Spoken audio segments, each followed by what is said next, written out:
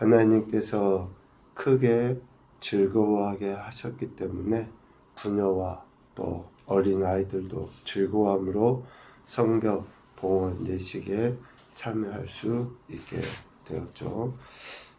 성벽 봉헌은 단순히 성벽이 완공된 것을 기념하는 정도의 문제가 아닙니다. 이스라엘이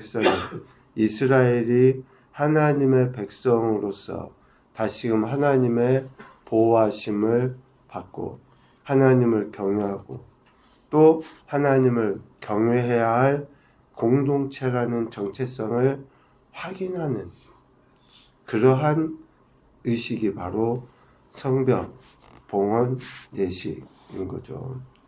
그래서 성벽 봉헌의 핵심은 정결함에 있습니다. 성벽 봉헌을 위해서 예루살렘에 모이게 된 제사장들, 레위 사람들이 몸을 정결하게 하고 또 백성과 성문과 성벽을 정결하게 하였다라고 12장 30절에 분명히 이야기합니다. 성벽을 봉헌하는 것은 이처럼 이스라엘의 정체성, 하나님의 백성으로서 정결함을 드러내 보이는 그러한 의식을 통해서 깨닫게 하기 위함이다 라는 거죠. 이 정결함은 어디에서부터 시작이 되느냐? 하나님의 말씀을 듣고 순종하는 것에서부터 시작됩니다.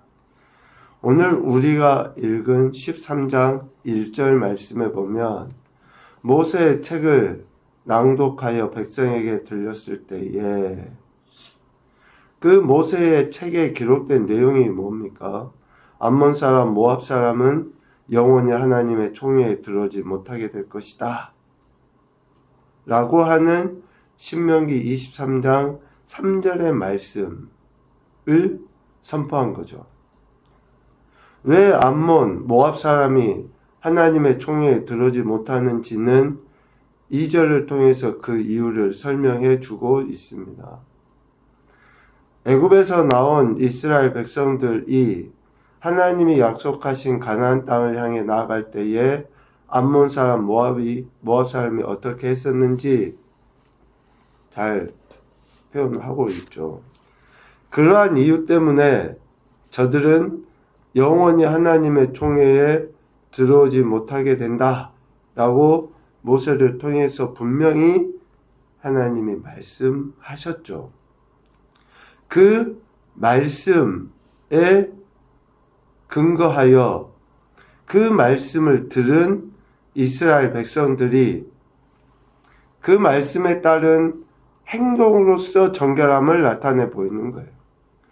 오늘 3절 말씀에 보면 백성이 이 율법을 듣고 곧 섞인 무리를 이스라엘 가운데서 모두 분리하였다 라고 이야기를 합니다.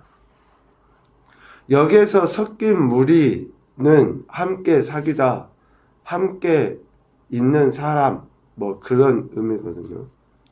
이스라엘 사람들 사이에서 머물면서 어쩌면 성전 의식에 참여하기도 하고 또 이스라엘이 행하는 것 같은 행동들은 취하지만 하나님에 대한 바른 신앙으로 나아가지 아니하는, 더 나아가서는 이방의 악습을 이스라엘 백성들에게 교묘하게 가르쳐주는 그러한 행태를 보인 사람들을 섞인 무리라고 이야기합니다.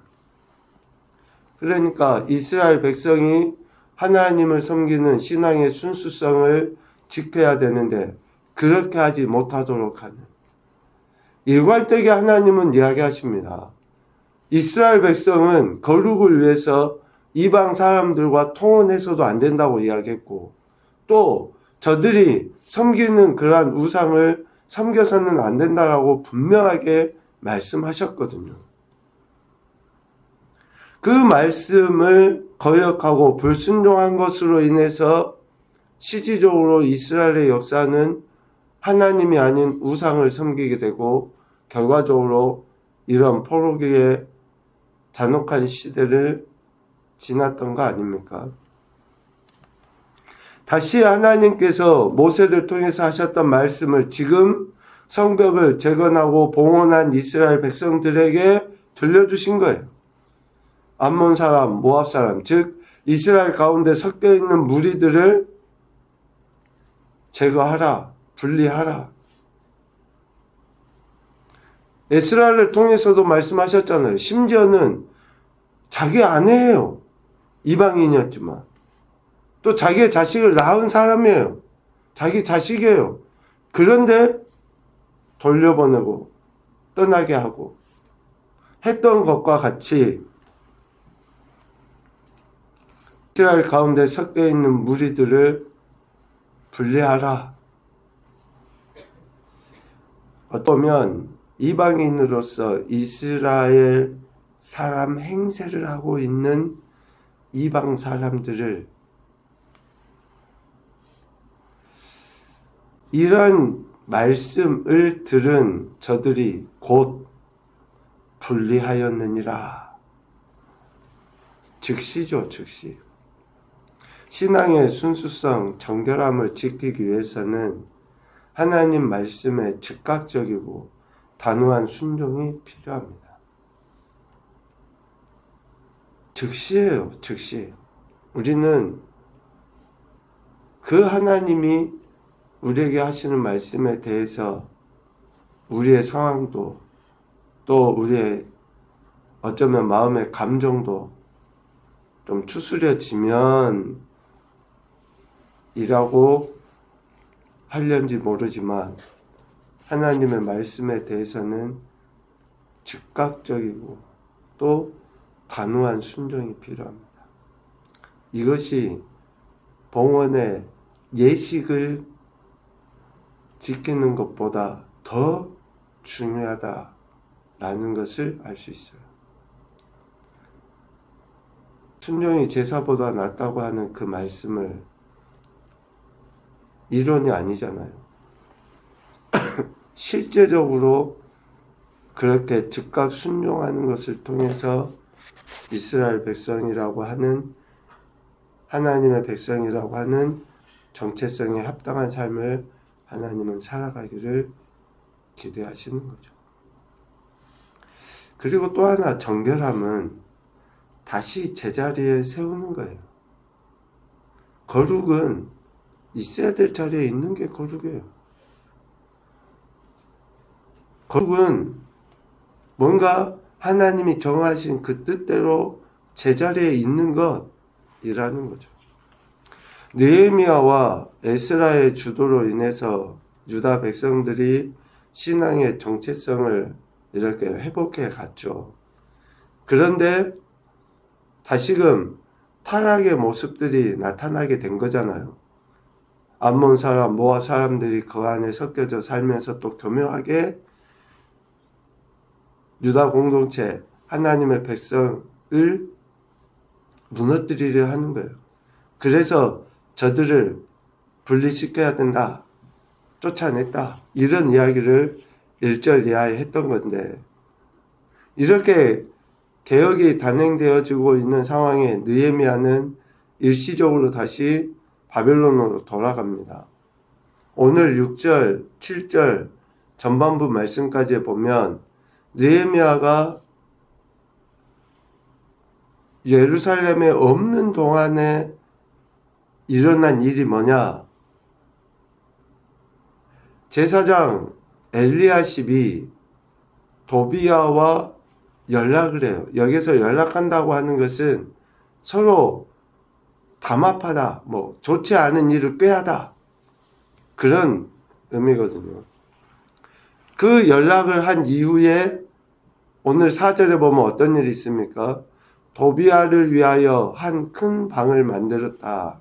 근데 그 방은 원래 소재물 위한 그릇, 레위 사람, 노래하는 사람, 문지기들에게 11조로 주는 곡물, 새 포도주, 기름, 또 제사장들에 주는 거제물을 두는 곳, 그곳을 도비야를 위해 방으로 쓰도록 했다라는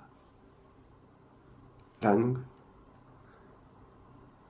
도비아가 어떤 사람입니까?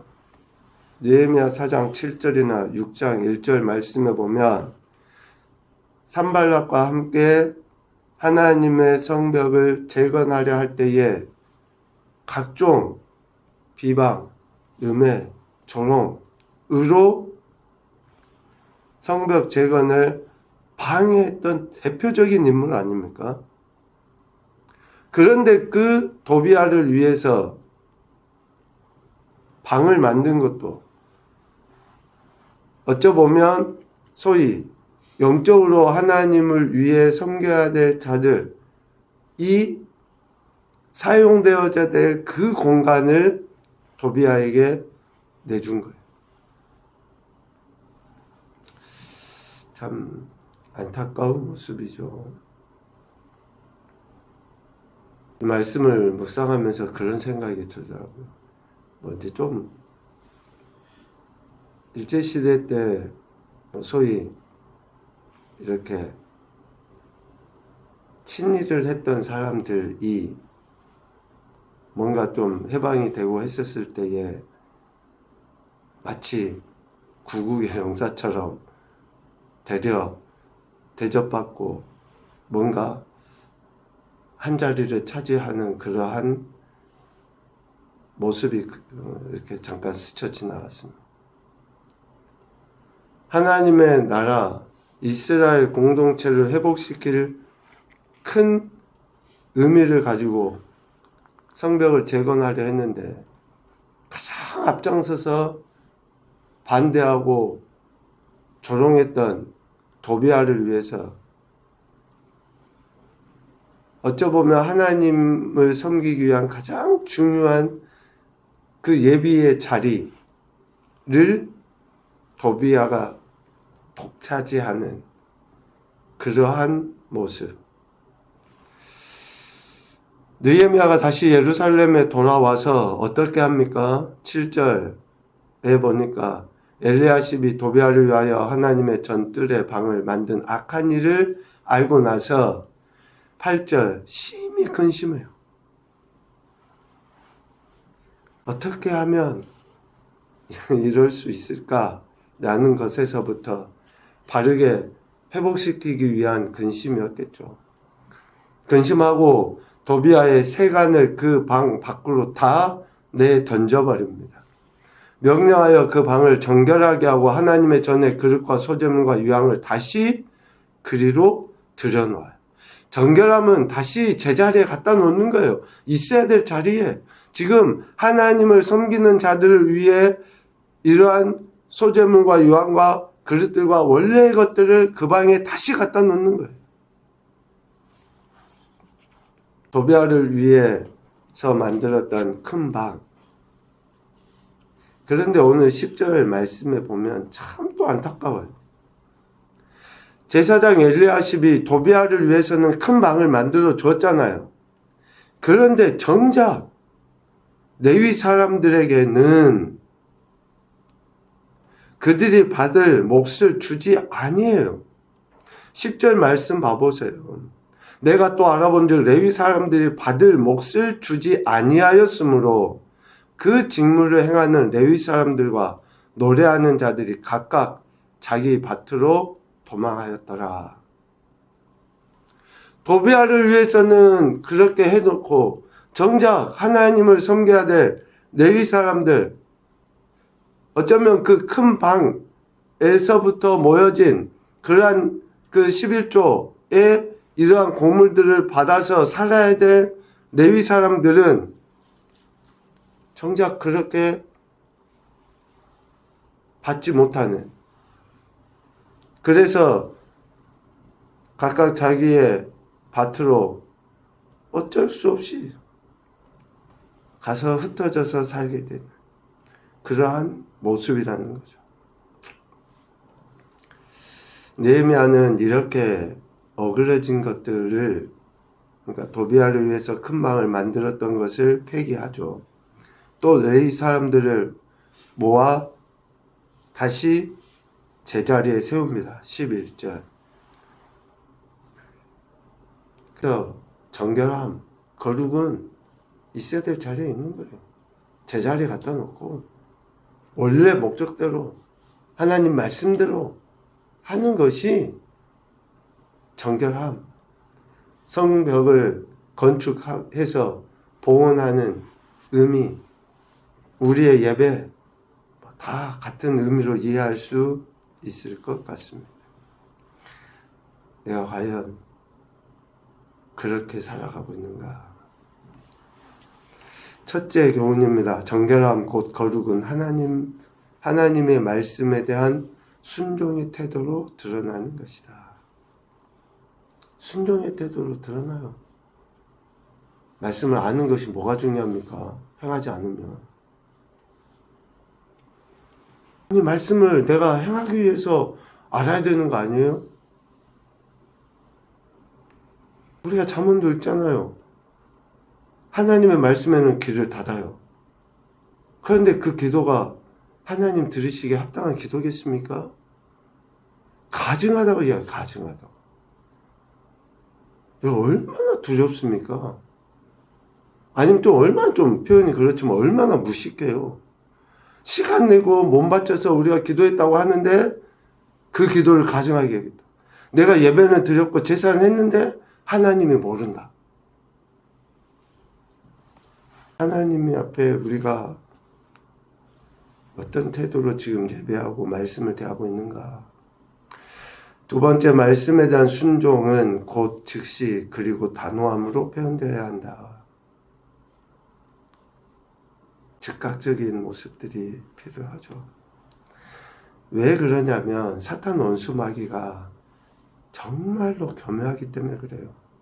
잠깐 지나잖아요. 그러면 순종하지 못하도록 수천 수만 가지의 방법을 가지고 우리를 넘어뜨리기 때문에 그렇습니다. 세 번째, 거룩은 제자리 곧 있어야 할 곳에 사람과 물건이 있는 것이다. 거룩은 그거예요.